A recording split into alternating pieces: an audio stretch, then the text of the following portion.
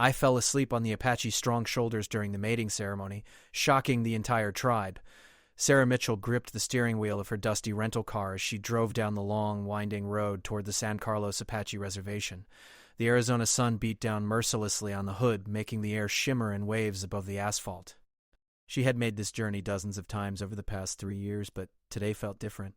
Today, her heart was racing with a mixture of excitement and nervous anticipation. At 28 years old, Sarah was in the final stages of completing her PhD in cultural anthropology. Her dissertation focused on the preservation of traditional Apache ceremonies in modern times, a topic that had consumed her thoughts and dreams for years. What had started as academic curiosity had transformed into genuine respect and deep appreciation for Apache culture and traditions. Sarah's journey into Apache studies began somewhat accidentally. During her undergraduate years, she had stumbled upon a documentary about Native American cultural preservation while flipping through television channels late one night. Something about the dignity and resilience of the people featured in that program had touched something deep within her soul. From that moment forward, she knew exactly what she wanted to dedicate her life to studying. The early years of her research had been challenging. Building trust with any indigenous community required patience, humility, and a willingness to listen far more than she spoke.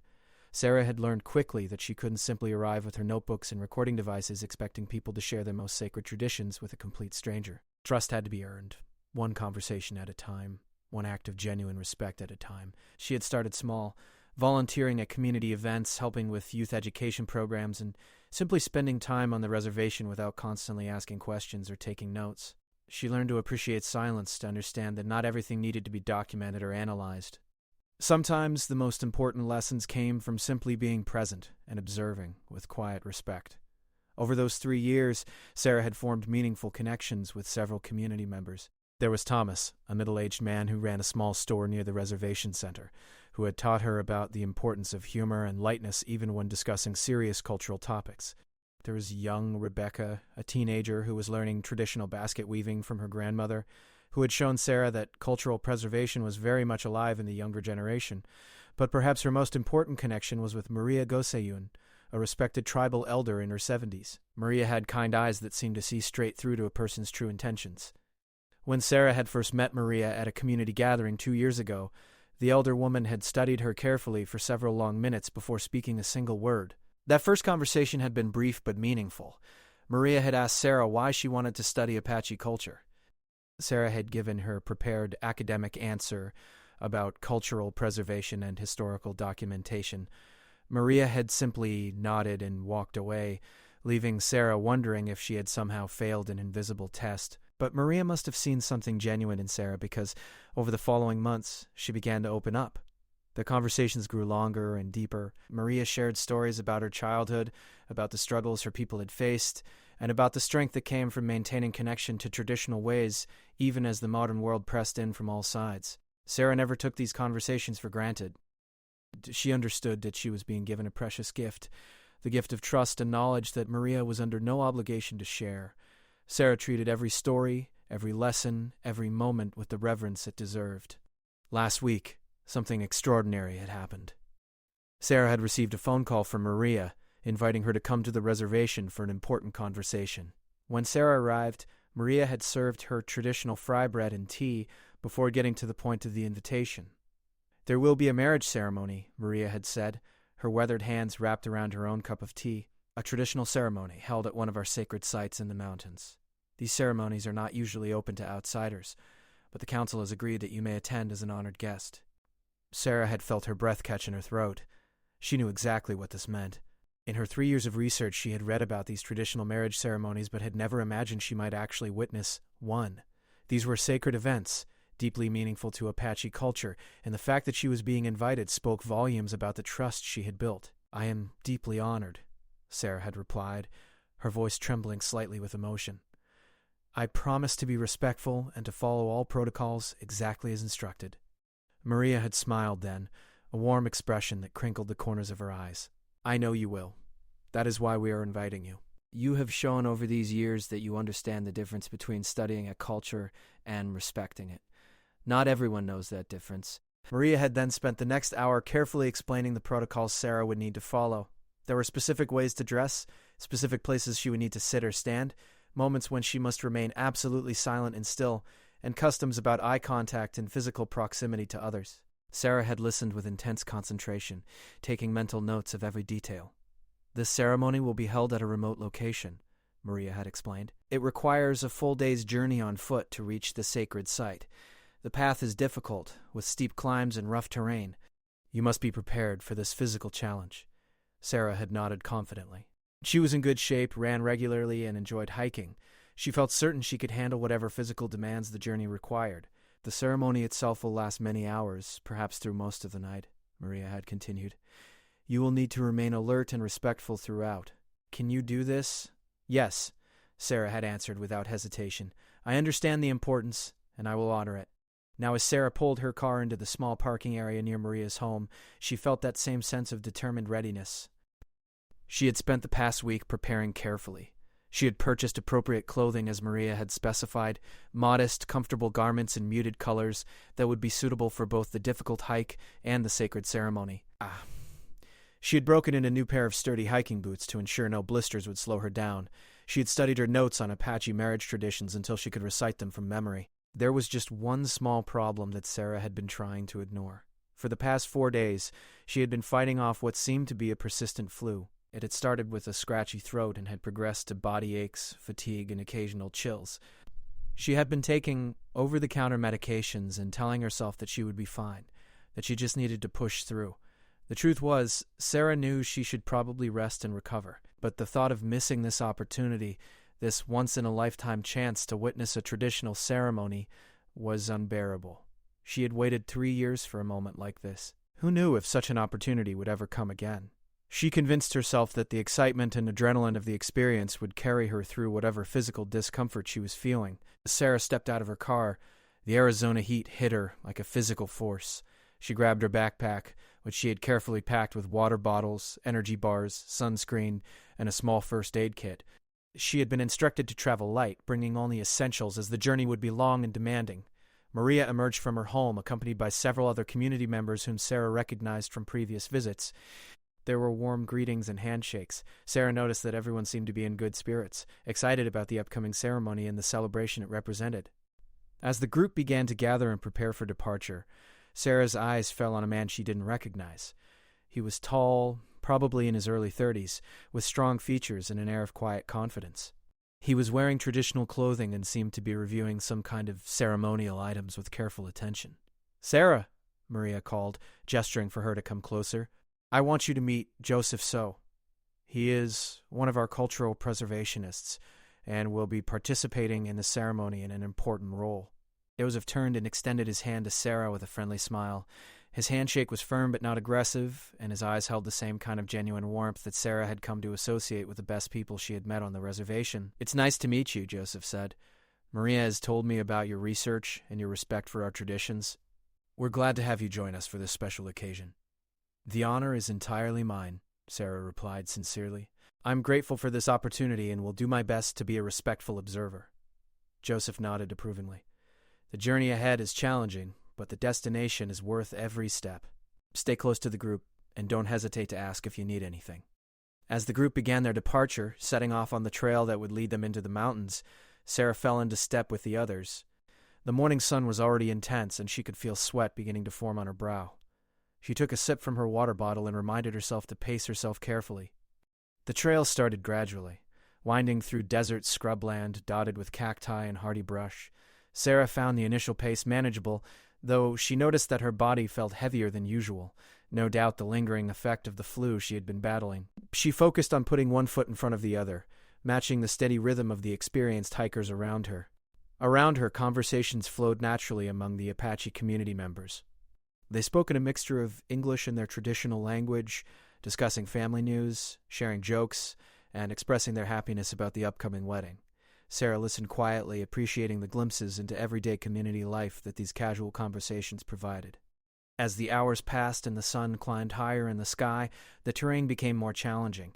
The gentle slopes gave way to steeper inclines, and the group began climbing into the foothills of the mountains. Sarah's breathing became more labored, and she could feel her heart pounding in her chest with more intensity than the physical exertion alone should warrant. She tried to hide her growing discomfort, not wanting to slow down the group or draw attention to herself. This was supposed to be a joyous occasion, a celebration, and she didn't want to become a burden or a source of concern. She simply needed to be strong enough to make it through this journey. After all, she told herself, everyone else seemed to be handling the hike just fine. What Sarah didn't realize was that the others in the group had been making this journey since childhood, their bodies accustomed to the altitude, the heat, and the demands of the mountain trails. And unlike Sarah, none of them were battling an illness that was sapping their strength with every step. The mountain trail became increasingly difficult as the group climbed higher into the rugged terrain. What had started as a manageable hike was transforming into a serious physical challenge. Sarah's legs began to feel like they were made of lead, each step requiring more conscious effort than the last. The backpack on her shoulders, which had felt light that morning, now seemed to weigh twice as much. The Arizona sun showed no mercy. It beat down relentlessly from a cloudless sky, turning the rocky path into a furnace. Sarah pulled out her water bottle again and took another long drink. She'd already gone through half of her water supply, and they weren't even halfway to their destination yet. A small voice in the back of her mind whispered that maybe she should have listened to her body and stayed home to recover, but she quickly pushed that thought away. Around her, the other members of the group moved with practiced ease. Even Maria, who was in her 70s, navigated the steep inclines and rocky passages with a sure-footedness that came from decades of walking these mountain paths. Sarah felt a twinge of embarrassment at her own struggle. She was supposed to be young and fit, yet here she was, barely keeping pace with people twice her age. The landscape around them was breathtaking, though Sarah found it increasingly difficult to appreciate the beauty. Towering rock formations rose on either side of the narrow trail. Ancient juniper trees clung to impossible angles on the mountainside, their twisted trunks testament to their battle against wind and weather. In the distance, hawks circled lazily on thermal currents, their sharp eyes scanning the ground below for prey. "The land here is sacred to our people," Maria explained during one of their brief rest stops. "Every rock, every tree, every creature has a purpose and a story. Our ancestors walked these same paths for generations, carrying their traditions forward through time." Sarah nodded, trying to focus on Maria's words rather than the way her head was beginning to pound. The altitude was affecting her more than she had anticipated. Combined with her illness, it was creating a perfect storm of physical discomfort. She felt slightly dizzy, and occasionally the world seemed to tilt just a bit to one side before righting itself again. "Are you feeling all right?" The voice came from beside her. Sarah looked up to see Joseph, the cultural preservationist she had met that morning. His expression showed genuine concern. "I'm fine," Sarah said quickly, forcing a smile onto her face. "Just adjusting to the altitude." Joseph studied her face for a moment, his dark eyes perceptive. He didn't say anything more, but Sarah had the distinct impression that he didn't entirely believe her reassurance. However, he respected her enough not to push the issue or make a scene that would embarrass her in front of the group. As they continued climbing, the trail became even more treacherous. There were sections where they had to scramble over large boulders, using their hands as much as their feet to maintain balance. Other stretches required careful navigation along narrow ledges where a misstep could result in a dangerous fall down the rocky mountainside. Sarah's coordination was beginning to suffer. Her movements felt sluggish and imprecise, as if there was a delay between her brain sending commands and her body executing them. She stumbled several times, catching herself at the last moment. Each near fall sent a jolt of adrenaline through her system, which temporarily pushed back the fog of exhaustion but left her feeling even more drained afterward. During one particularly difficult passage where the group had to traverse a steep section of loose gravel and rock, Sarah's foot slipped. She felt herself starting to slide backward down the slope, small stones cascading around her feet. Her heart jumped into her throat as panic flooded through her. Before she could fall, a strong hand gripped her arm, steadying her instantly. She looked up to find Joseph beside her, his hold firm but gentle. He had moved so quickly and quietly that she hadn't even seen him approach. "Careful here," he said calmly. "Plant your feet solidly before shifting your weight. Like this." He demonstrated the proper technique, showing her how to test each foothold before committing to the next step. "Thank you," Sarah breathed, her voice shaky from the near accident. "No problem," Joseph replied. "These trails can be tricky even for those of us who have walked them many times. There's no shame in needing a hand now and then." What Sarah appreciated most was that Joseph had helped her without making a big announcement about it. He hadn't called attention to her struggle or made her feel incompetent. He had simply been there when she needed assistance, then had moved on as if it were the most natural thing in the world. It was a kindness that spoke volumes about his character. As the afternoon wore on, the group's pace remained steady but unrelenting. They were on a schedule, needing to reach the sacred site before sunset to allow time for the necessary preparations before the ceremony began. There was no option to slow down or take extended breaks, regardless of how Sarah was feeling. The conversations among the group members continued, but Sarah found herself participating less and less. It took all of her concentration just to keep moving forward, to keep her feet finding the right holds, to keep her breathing steady despite the way her lungs seemed to burn with each inhale of the thin mountain air. She noticed Joseph had positioned himself closer to her in the line of hikers. He wasn't hovering or being obvious about it, but she realized he was staying within arm's reach in case she needed help again. Part of her wanted to tell him that she didn't need a babysitter, that she could take care of herself, but the more rational part of her brain was grateful for his quiet vigilance. The trail took them through a narrow canyon where the rock walls rose high on both sides, creating a corridor of shadow that provided blessed relief from the direct sunlight. Sarah felt her body relax slightly in the cooler air, but the respite was short-lived. Soon they emerged back into the full force of the afternoon sun, and the heat hit her like a physical blow. "We're about halfway there," Maria announced to the group during their next water break. "Everyone doing okay?" There were nods and affirmations from the experienced hikers. Sarah nodded too, not trusting her voice to sound steady if she spoke. She drained the last of her second water bottle, suddenly worried about whether she had brought enough. Joseph noticed her empty bottle and wordlessly handed her one of his own. "I have extra," he said simply before she could protest, "and I know these trails well enough to know where natural springs are located if we need to refill." Sarah accepted the bottle with gratitude, too tired to argue about accepting help. She was beginning to realize that her stubbornness in coming on this journey while sick might have been a serious error in judgment, but there was no turning back now. They were too far from the trailhead, and she would never ask the entire group to turn around because of her poor decision. The second half of the journey proved even more demanding than the first. The altitude continued to increase, making every breath feel insufficient. Sarah's head pounded with a rhythm that matched her footsteps. Her body ached in places she didn't even know could ache. The flu symptoms that she had been suppressing with medication and willpower were breaking through her defenses, reminding her that illness doesn't simply disappear because we wish it away. She began to experience moments of disconnect, brief seconds where she felt as if she were watching herself from outside her own body. Whew. She would snap back to full awareness with a start, realizing she had been moving on pure autopilot, her body mechanically following the person in front of her while her mind drifted in a feverish haze.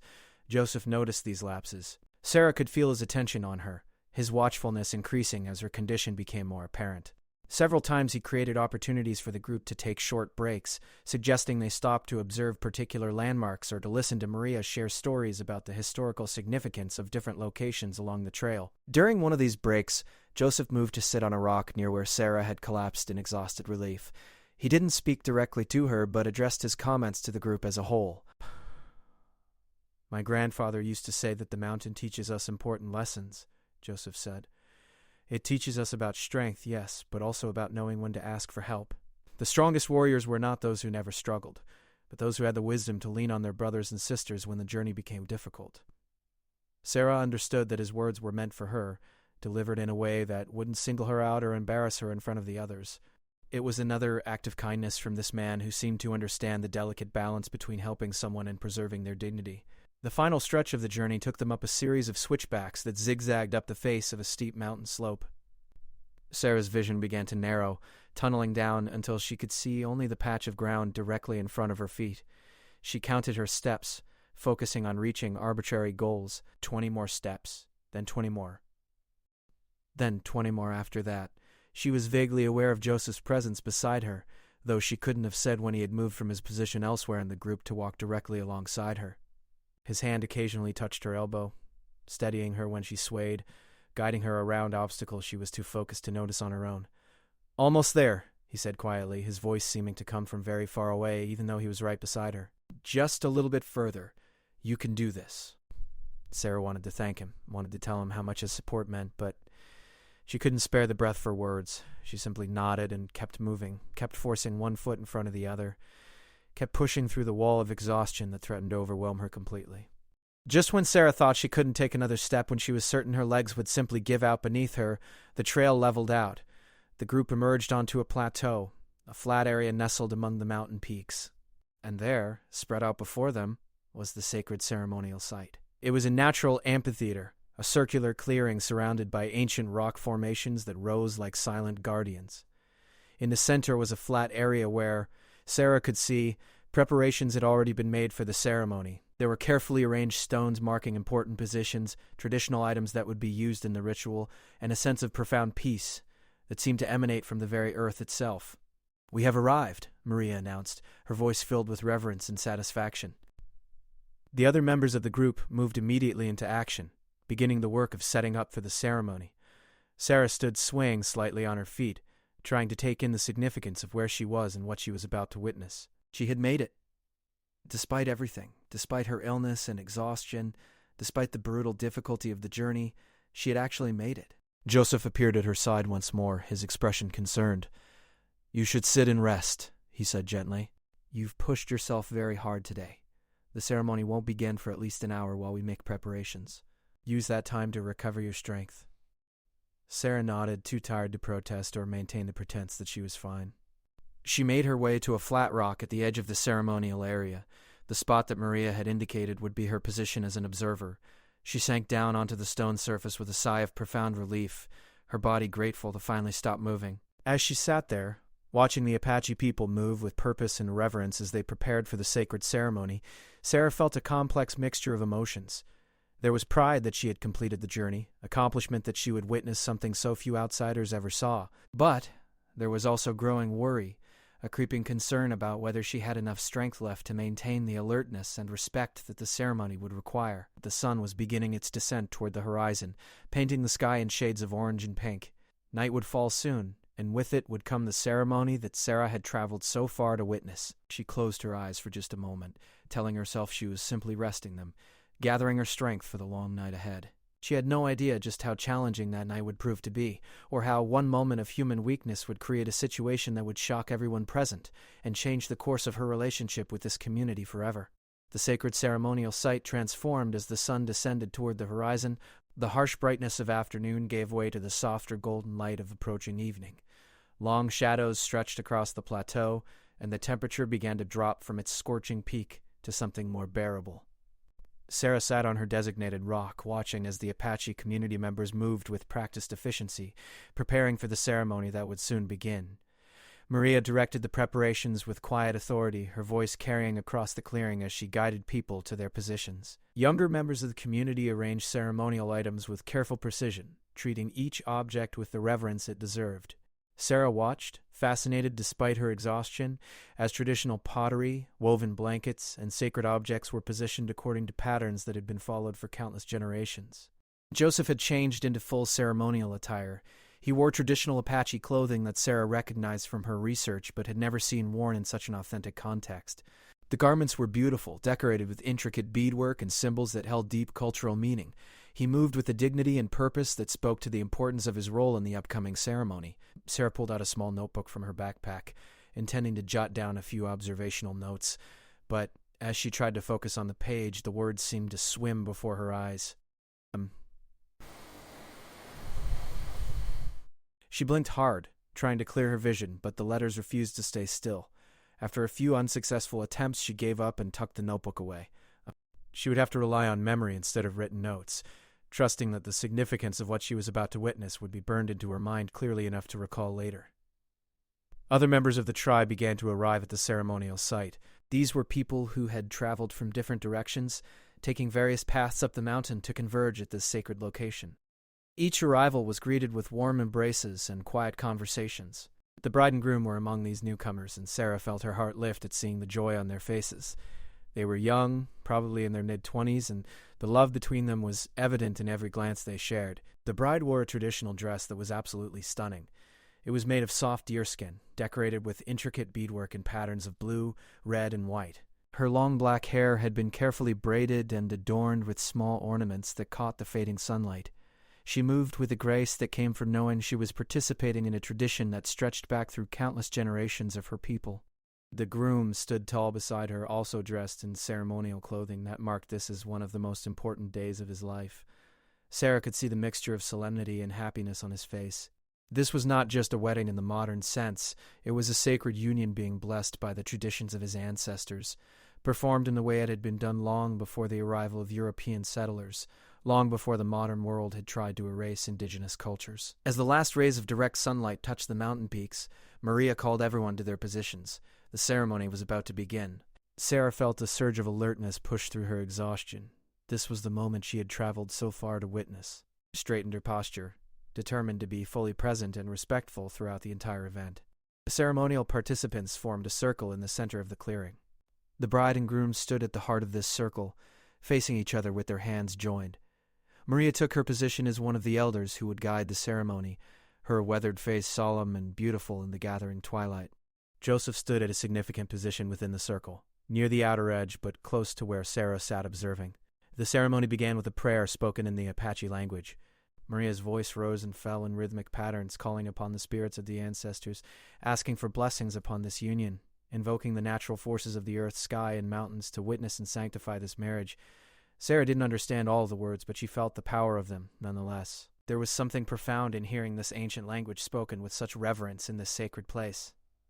Other elders joined in the prayers, their voices creating a harmony that seemed to resonate with the very rocks around them. The sound filled the natural amphitheater, echoing off the stone walls in a way that made it seem as if the mountain itself was participating in the ceremony. Then the singing began. Traditional Apache songs that had been passed down through oral tradition for generations.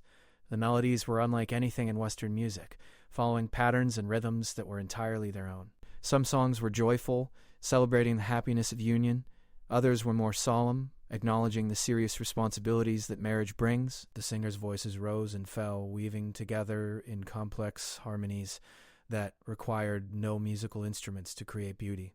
Sarah found herself mesmerized by the singing.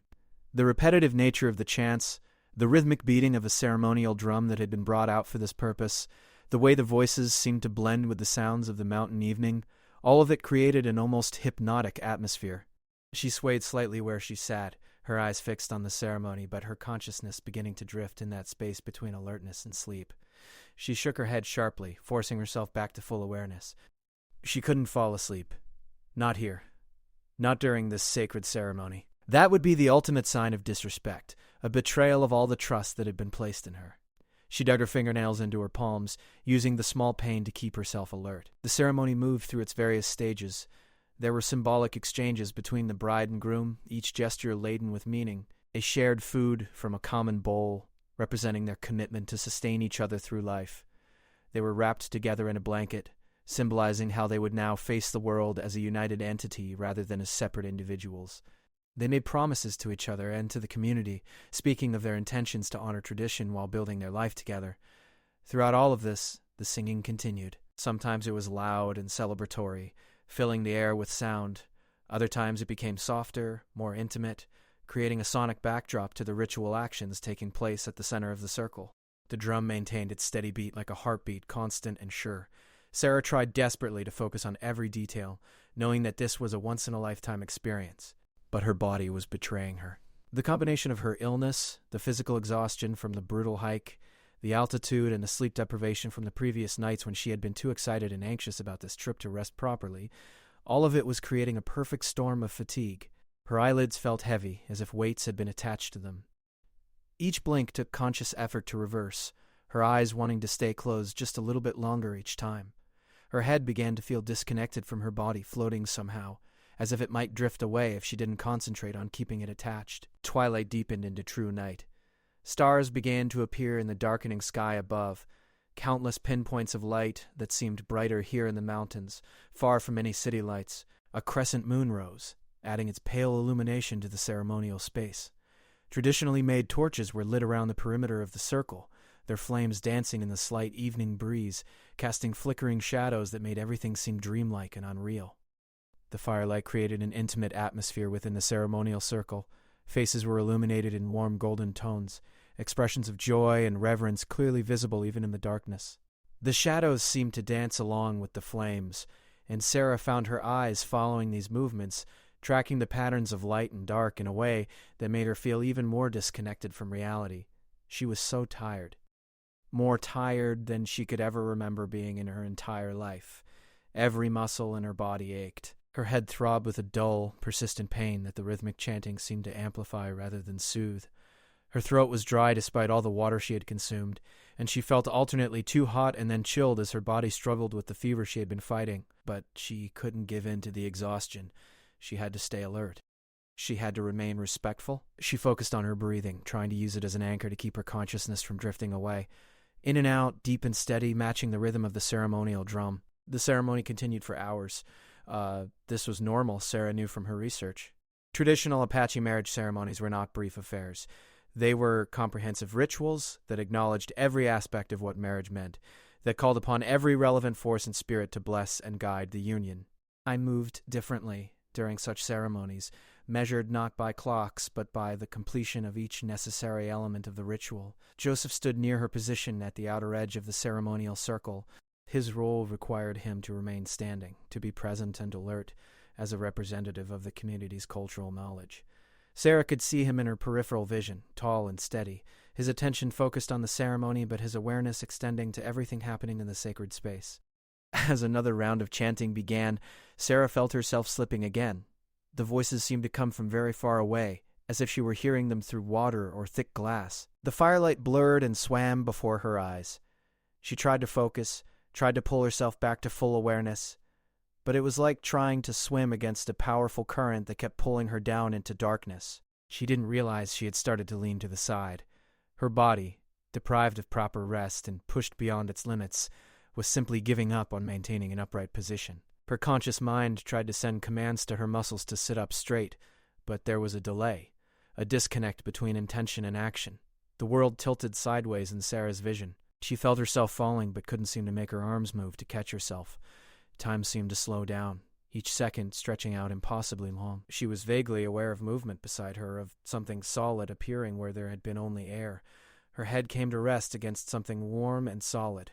Some distant part of her brain registered that this was a person, not a rock or the ground. The fabric beneath her cheek was soft, and she could hear a heartbeat, steady and strong. It was so comfortable, so much better than trying to hold herself upright through sheer force of will. Her body relaxed completely, surrendering to the exhaustion it had been fighting for so many hours. The singing stopped. The sudden silence was absolute and shocking. One moment the air had been filled with voices and drum beats, and the next there was nothing. Just silence so complete that the smallest sound seemed magnified. The crackle of the torches, the whisper of wind across the plateau, the collective intake of breath from dozens of people simultaneously shocked by what they were witnessing. Sarah's eyes flickered open, confused by the sudden cessation of sound. For a moment she couldn't understand what had happened or why everything had gone quiet. Then awareness came flooding back, horrible and complete. She was leaning against Joseph. Her head was resting on his shoulder. In the middle of a sacred ceremony, in front of the entire assembled tribe. She jerked upright as if she had been electrocuted, her face flooding with heat that had nothing to do with her fever. Her eyes, now wide open with shock and horror, swept across the ceremonial circle. Every single person was staring at her. The elders, the bride and groom, the singers, the community members, everyone. Their faces showed varying degrees of surprise, shock, and, in some cases, what looked like anger. Joseph had frozen in place, his body rigid, his expression carefully neutral. He hadn't moved when she had leaned against him, hadn't pushed her away or called attention to what was happening. But now he stood like a statue, clearly uncertain about what to do or say. Maria's face was unreadable, but her eyes were fixed on Sarah with an intensity that made Sarah's stomach clench with dread. The other elders were exchanging glances with each other, rapid, wordless communication passing between them. The bride and groom stood with their hands still joined, but their attention now completely diverted from their own ceremony to the shocking breach of protocol they had just witnessed. Sarah wanted to disappear.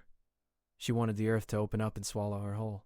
She wanted to go back in time and make different choices, to have stayed home when she was sick, to have not come on this journey that had now ended in complete disaster.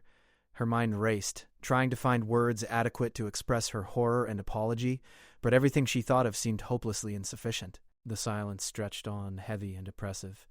No one seemed to know what to do next. The ceremony had been interrupted at a crucial moment.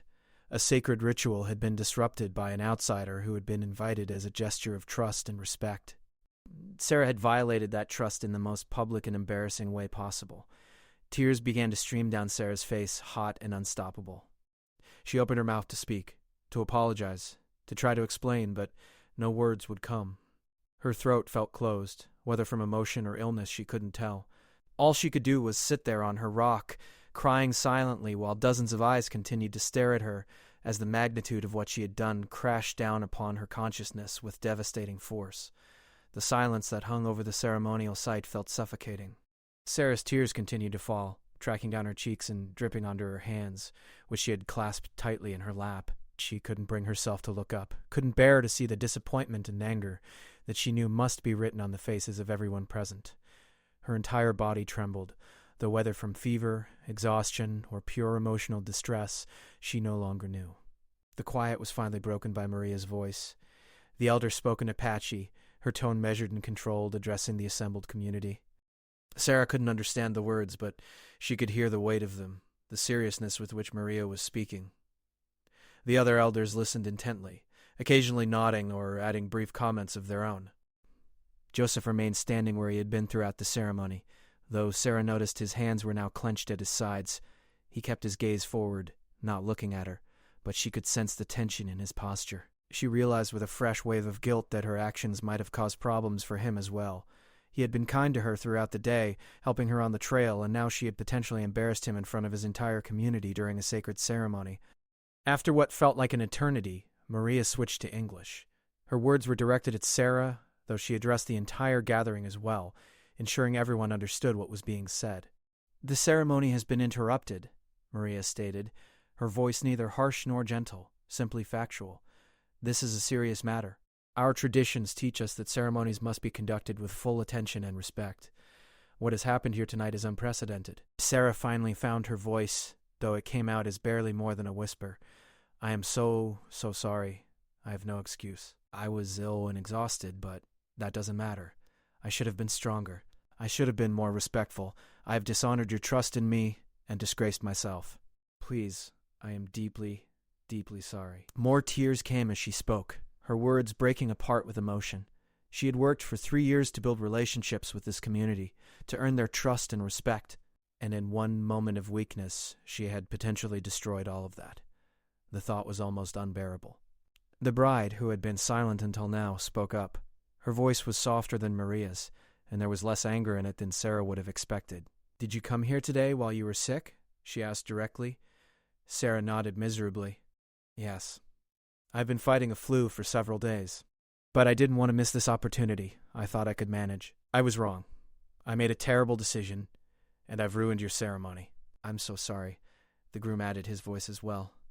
"You walked the entire trail while ill?" That journey's difficult even for those who are healthy and know these mountains well. "I didn't realize how hard it would be," Sarah admitted, her voice thick with tears. "I thought I could push through. I was foolish and arrogant to think I could handle it when my body was already weakened. I take full responsibility for my actions." Maria held up her hand, silencing the murmured conversations that had begun to ripple through the assembled group. "There must be a council," she announced. "The elders will discuss what has happened and decide how to proceed. Sarah, you will wait here. The rest of you, the ceremony cannot continue while this matter is unresolved." The weight of that statement hit Sarah like a physical blow. Not only had she embarrassed herself and potentially offended the entire community, but she had also prevented the bride and groom from completing their ceremony. This young couple, who should have been experiencing one of the most important nights of their lives, now had to wait while the elders discussed the disruption she had caused. The elders moved away from the ceremonial circle to a spot at the far edge of the plateau where they could confer privately. Maria, 3 other elderly men, and 2 elderly women gathered together, their heads bent in serious discussion. Sarah could see them occasionally glancing back toward where she sat, could see the animated gestures as they debated among themselves. The other community members broke into smaller groups, speaking in low tones. Some cast disapproving looks in Sarah's direction. Others seemed more concerned than angry. A few of the younger people appeared confused, uncertain about the severity of what had happened or what it meant for the continuation of the ceremony. Joseph remained near his ceremonial position, though he had relaxed his rigid stance slightly. After a few moments, he walked over to where Sarah sat. She tensed, expecting him to add his own recriminations to the guilt she was already drowning in. Instead, he sat down on a rock a respectful distance from her and spoke quietly. "How long have you been sick?" he asked, his tone neutral. 4 days, Sarah answered honestly. "It started as just a sore throat and tiredness. I thought it was nothing serious. By yesterday, I knew it was worse, but I convinced myself I could handle it. I was stupid. Joseph was quiet for a moment, looking out across the darkened mountains. "You should have told Maria," he said finally. "She would have understood. Another opportunity would have come eventually." "I know that now," Sarah said, fresh tears threatening. "But I was afraid there might never be another chance. I've worked so hard to earn the trust of this community. When Maria invited me, it felt like the culmination of years of effort. I didn't want to give it up." "And now you may have lost far more than just this one opportunity," Joseph pointed out, though his voice wasn't cruel. "Trust is built slowly but can be destroyed quickly." Sarah nodded, unable to speak past the lump in her throat. Joseph's words were true, and they hurt precisely because they were accurate. She had gambled everything on her ability to push through physical limitations, and she had lost catastrophically. "I saw you struggling on the trail," Joseph continued. "I tried to help without making it obvious.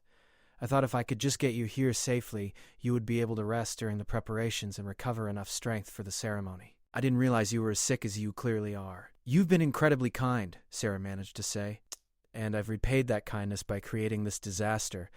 I'm sorry that my actions might reflect badly on you as well." Joseph shook his head slightly. "I'm not worried about myself. I'm concerned about you and about the impact this will have on your relationship with the community. And I'm thinking about the ceremony that has been interrupted. Marriage ceremonies are sacred. They cannot simply be paused and restarted without proper spiritual cleansing and rebalancing." The full implications of his words sank in slowly. "What does that mean?" Sarah asked, though she feared she already knew the answer. "It means the ceremony likely cannot continue tonight," Joseph explained gently. "It will need to be postponed, possibly for days or even weeks, until the proper rituals can be performed to restore the sacred balance that was disrupted." Sarah felt physically ill, though now it had nothing to do with the flu. The bride and groom would have to wait to complete their marriage ceremony because of her. All the preparations, the journey to this sacred site, the gathering of family and community members, all of it would need to be done again. "And it was entirely her fault. I've ruined everything," she whispered, more to herself than to Joseph. Before he could respond, the council of elders finished their deliberation. They returned to the ceremonial circle, their expressions serious and solemn. Everyone else fell silent, waiting to hear what decision had been reached. The firelight flickered across Maria's face as she prepared to speak, creating shadows that made her seem ancient and powerful, a keeper of traditions stretching back through countless generations. Maria's eyes found Sarah in the darkness. "Stand, please," she instructed. Sarah rose on shaky legs, her heart pounding so hard she could hear it in her ears. She forced herself to meet Maria's gaze, to face whatever judgment was coming with as much dignity as she could muster. "What happened here tonight was shocking to all of us," Maria began, speaking in English so Sarah would understand every word. "For an outsider to fall asleep during a sacred ceremony, to make physical contact with a ceremonial participant, this is something we have never experienced before. Our initial reaction was anger and disappointment." Sarah nodded, accepting the rebuke. She deserved every word of criticism that was coming. "However," Maria continued, and there was a slight softening in her tone, "the council has discussed all the circumstances surrounding this incident. We have considered your years of respectful study of our culture. We have noted the obvious severity of your illness, which several of us observed throughout the day but did not fully understand. We have heard from Joseph about your struggles on the trail and his observations of your condition." Joseph glanced at Sarah briefly, and she understood that he must have spoken on her behalf during the council meeting. Despite everything, despite the embarrassment she had caused him, he had still tried to help her. "We have also consulted with the bride and groom," Maria went on, gesturing toward the young couple, whose ceremony was interrupted. "They have contributed their thoughts on this matter as well." The bride stepped forward, her ceremonial dress rustling softly in the night breeze. "When I was younger," she said, her voice carrying clearly across the silent gathering, "I remember being taught that our traditions exist not to create rigid rules, but to honor connections between people, between the living and the ancestors, between the earth and sky. Tonight, we witnessed a human being pushed beyond her physical limits by her desire to honor our ways. Yes, she made a poor choice in coming here while ill. Yes, she should have been honest about her condition, but her intention was to show respect, not disrespect." The groom added his voice as well. "We are disappointed that our ceremony was interrupted, but we are also young enough to remember that none of us are perfect. We all make mistakes. The question is not whether Sarah made an error in judgment. She clearly did. The question is whether that error came from a place of disrespect or from a place of trying too hard to show respect." Sarah felt fresh tears welling up, but these were different from the tears of shame and guilt she had been crying before. These were tears of gratitude for the unexpected understanding being shown to her. One of the other elders, an elderly man with silver hair and a deeply lined face, spoke next. Our traditions also teach us to read signs and meanings in unexpected events, he said thoughtfully. Some of us have discussed whether there might be a deeper significance to what occurred. It is unusual, even unprecedented, but that does not automatically make it wrong or evil. Another elder, an elderly woman wearing traditional beaded jewelry, nodded in agreement. In the old stories, there are many times when exhaustion, visions, or unusual states of consciousness led to important spiritual insights. We are not saying this is definitely the case here, but we are also not closing our minds to possibilities beyond our immediate understanding. Maria raised her hand again, drawing everyone's attention back to her. The council has reached a decision, she announced. The ceremony cannot continue tonight. The sacred balance has been disrupted and must be restored. The bride and groom will need to wait while proper cleansing and rebalancing rituals are performed. Sarah's heart sank.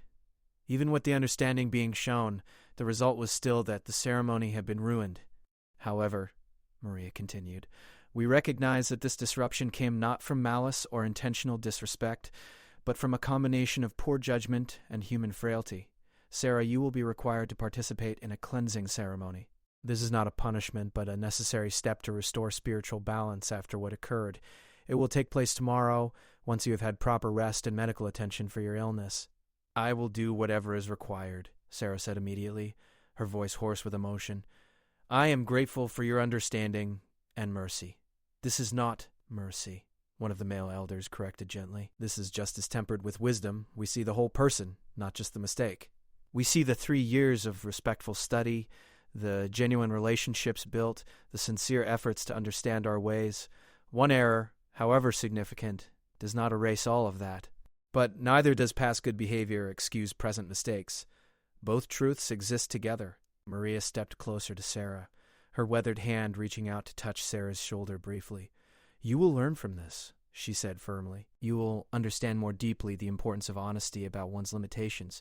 You will appreciate more fully the weight of responsibility that comes with being invited into sacred spaces. These are hard lessons, but they are valuable ones. Sarah could only nod, overwhelmed by the mixture of relief, gratitude, shame, and exhaustion that flooded through her. For now, Maria said, her voice becoming more practical. You need rest and care for your illness. Joseph will escort you to a shelter where you can sleep. Tomorrow we will address what comes next.